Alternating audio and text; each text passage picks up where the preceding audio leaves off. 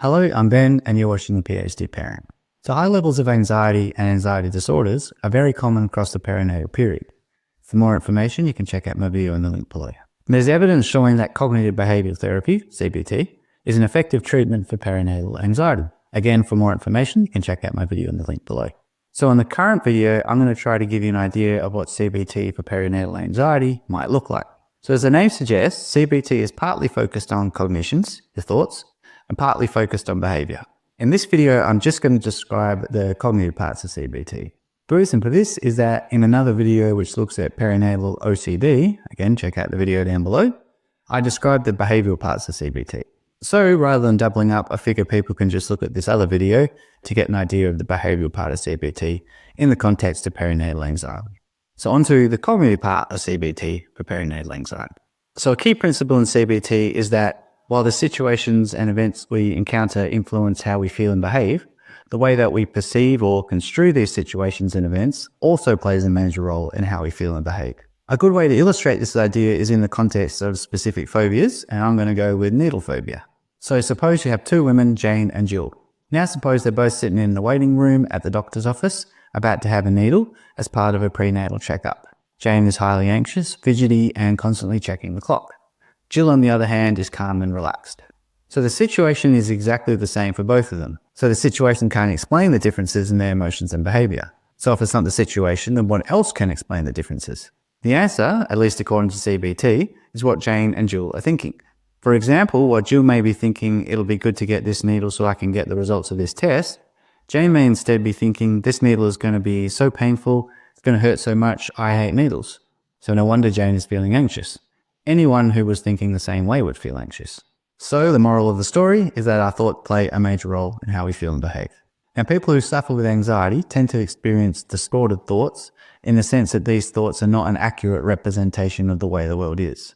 In general terms, for these folks, the likelihood that something bad will happen tends to be overestimated, and or how bad something would be, if it were to happen, tends to be greatly intensified. And according to the CBT model, these kinds of thoughts are the reason people are anxious. Thus, the cognitive part of CBT focuses on helping people tackle distorted thoughts so they think about things in a more realistic or objective way, with the idea being that this will reduce anxiety symptoms. In the context of perinatal anxiety, Goldfinger reported that the anxious thoughts of mum tended to fall into 6 different categories. Not being able to parent well, having a negative impact on baby, others thinking they can't parent well, not being able to cope with being a parent, their child becoming unwell, and returning to work being very challenging. To illustrate how you deal with distorted thoughts in CBT in the context of perinatal anxiety, let's suppose you have Jane, who is pregnant and is thinking that, I'm going to be a terrible mum and will damage my kid. Now, if Jane had this thought, then fair enough, she's feeling anxious. Any mum who had this thought would be feeling a bit strung out. The question becomes, is the thought true? One thing to briefly mention is that if you're not someone who's feeling anxious, then you might quickly recognize the thought isn't true. But even if you are someone who's feeling anxious, when you hear the thought out loud or you see it written down, you might recognize it's more on the extreme side. And I've had plenty of clients who've had that experience in session. The issue is that sometimes, maybe a lot of the time, when you're feeling anxious and stuck with the thoughts in your head, the truth can be very difficult to see, which is where the following can come in handy. So in CBT, what you want Jane to do is evaluate the truthfulness, validity, accuracy, veracity, whatever term works best, of her thoughts. In this case, I'll focus on the first part of the thought. I'm going to be a terrible mum. People use different analogies when it comes to testing the truthfulness of thoughts. For example, being a scientist, a judge, or a detective. I'll just illustrate with the last one. So Jane is a detective with her job being to look for evidence for and against her thought. So let's start off with Jane trying to uncover evidence for her thought. Perhaps she comes up with, I find my best friend's child annoying. I've never had to look after a baby before. I enjoy my own free time a lot and won't have much when baby arrives. And my parents are not that great, so I might be the same. Now, I couldn't really think of what the evidence for this thought would be, but whatever, maybe Jane would come up with other things. At any rate, you'd then get Jane to shift to consider the evidence against her thought. And in this case, maybe she comes up with, I'm really excited to be pregnant. I know I really want to have a baby. I've had enjoyable experiences with kids in the past. Generally, I'm a kind, caring, patient person. I look after my dog really well. I've been reading books about parenting, and I've got a good support network to draw on.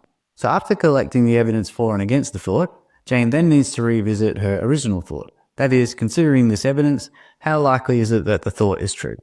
If it's not very likely to be true, then what would be a different way to think about how good a mum you might be? In Jerry's case, hopefully you'd end up with something like, being a mum can be hard, but I know I'm a kind, caring person, and even if I don't do some things all that well to begin with the help of the people around me, I'll be able to work it out. The idea is that if you had this more balanced thought, you probably wouldn't be feeling as anxious as if you had the original thought. Now, the call me a part of CBT can be a tricky process, even for trained CBT clinicians. And there's more to it than I've outlined in this brief example. But while it does take some practice, in my experience, almost anyone can get the hang of evaluating their thoughts. So that's it for CBT for perinatal anxiety. If there's anything I've gotten wrong, or if you have any questions, then feel free to get in touch. Otherwise, happy parenting.